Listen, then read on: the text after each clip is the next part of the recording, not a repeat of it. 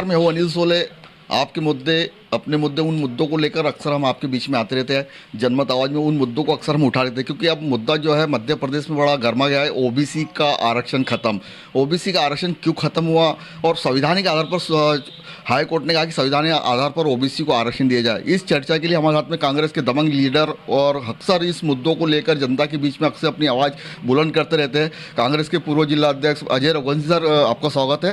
Sir, मैं आपसे जानना चाहूँगा, ओबीसी आरक्षण को लेकर क्या कहना चाहूँगे?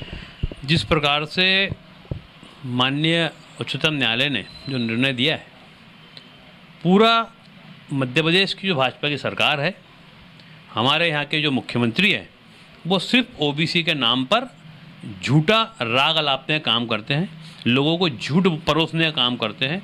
आज अपनी बात मध्य प्रदेश सरकार ने वहाँ पर उच्चतम न्यायालय में ढंग से नहीं रखी।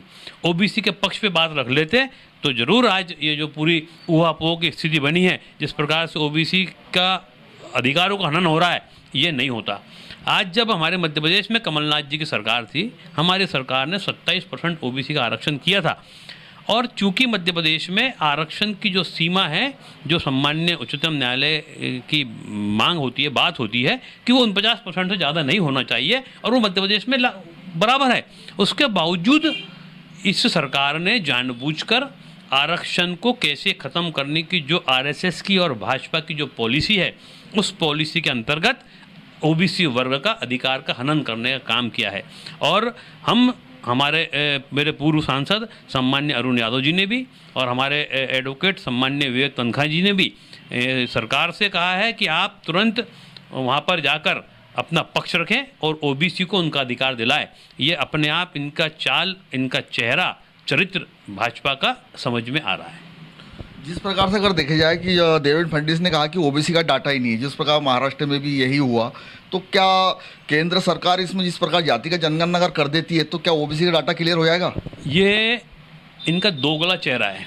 एक और महाराष्ट्र में जहाँ इनकी सरकार नहीं है, वहाँ इनके पूर्व मुख्यमंत्री देवेंद्र फडणवीस बोलते हैं कि 3 महीने से ज़्यादा समय लगता नहीं डाटा इकट्ठा करने में।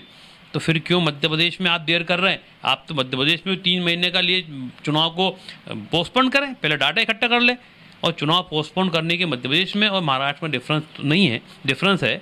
वहाँ पर आरक्षण की सीमा 49 से ज़्यादा हो रही है, और मध्य प्रदेश में आरक्षण की सीमा 49 ही है। तो यहाँ तो ओबीसी को अधिकार दे, और ओबीसी का अधिकार को हनन ना हो, और तुरंत उस आधार पर आरक्षण करके नया आरक्षण करे, और नया आरक्षण के आधार पर चुनाव करवा ले। ये थे हमारे साथ में कांग्रेस के जिलाध्यक्ष। और मैं ये और कहना चाहूँगा कि जिस प्रकार इस 2014 में भी वही ओबीसी का आरक्षण था, 19 में भी लेकिन जो पिटीशन लगाई थी कि 19 का आरक्षण, जबकि संवैधानिक आधार पर, रोटेशन के आधार पर आरक्षण होना चाहिए, उस पर तो कोई बात ही नहीं हो पाई। जो बात हमारे वरिष्ठ अधिवक्ता सम्मान्य तनखा जी ने न्यायालय में रखी थी कि आरक्षण जो रोटेशन के आधार पर कराने का संविधान है, और उस संविधान के अनुसार नया आरक्षण रोटेशन पद्धति पर हो, उस आधार पर चुनाव हो। आज जो लोगों ने 2014 में जहाँ पर जो सीट जिसके लिए आरक्षित थी, उनको ही मौका मिल रहा है, नए लोगों को आरक्षण का, रोटेशन का नहीं करा रही है, तो उस कारण नए को मौका नहीं मिल पा रहा है। तो ये उनका न्याय अधिकार का उनका हनन है। तो उनको अधिकार, न्याय का अधिकार मिले, उन्हें अपने लोकतंत्र में जो चुनाव लड़ने की प्रक्रिया के अंतर्गत जो चक्रानुसार आरक्षण होता है, वह चक्रानुसार आरक्षण हो, रोटेशन पद्धति का पालन हो, और नया आरक्षण करवा कर चुनाव कराना चाहिए। अब लेकिन जिस प्रकार से भी SC ST जो सामान्य सीटें तो चुनाव हो गए, लेकिन ओबीसी की सीटों पर चुनाव नहीं हो गए। देखिए, ये तो बहुत ही दुर्भाग्यपूर्ण बात है। एक जिला पंचायत सदस्य का चुनाव हो रहा है, उसके क्षेत्र में कभी 2 ओबीसी के जनपद आते हैं तो उनके चुनाव नहीं होंगे। उनके क्षेत्र में कभी सरपंच ओबीसी का आता है तो चुनाव नहीं होंगे, पंच ओबीसी का आता है तो चुनाव नहीं होंगे। तो चुनाव कैसे होंगे?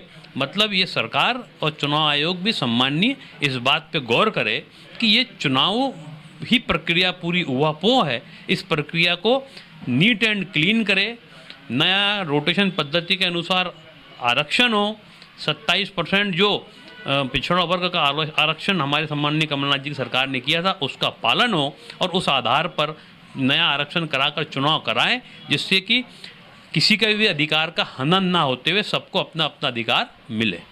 धन्यवाद। इस चर्चा के लिए कांग्रेस के जिलाध्यक्ष अजहर ओवैसी जी ने कहा कि सबको हक अधिकार मिले और ओबीसी को अपना हक अधिकार मिलना चाहिए। इस बात को लेके इन्होंने ओबीसी की आरक्षण को लेकर अपनी बात रखी। मैं अनिल सोले, सहयोगी साथी सुरेश, संतोष पाटिल।